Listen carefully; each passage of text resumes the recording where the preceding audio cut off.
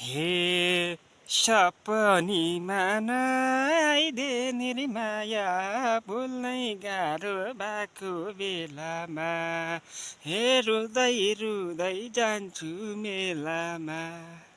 खडेरी भइसक्यो साथीहरू, फलोअर्स पाउनको लागि, भ्युज पाउनको लागि पनि र पनि हामीहरू जति सक्नुहुन्छ आफ्नो ओरिजिनल कन्टेन्ट भोइसमा युनिक भ्युजहरू ल्याउँ है।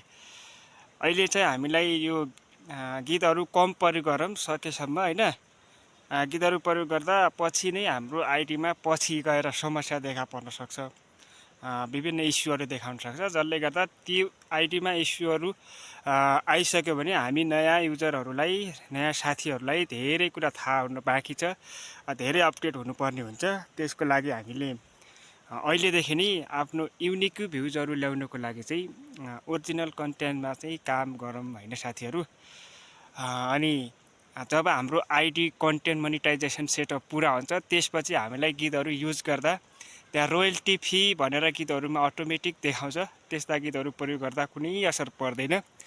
अहिले चाहिँ हाम्रो गीतहरूमा असर पर्ने भएकोले गीतहरू प्रयोग गर्दा त्यसलाई तत्कालको लागि कपिराइट इस्यु नदेखाए तापनि यो पछि गएर समस्या आउँछ। मेरो पनि धेरै पटक समस्या आइदियो, त्यो भएर मैले त्यो सबै कामलाई छोडेर आजभोलि नयाँ अर्ग्यानिक भिडियोहरू बनाउँदै आएको छु।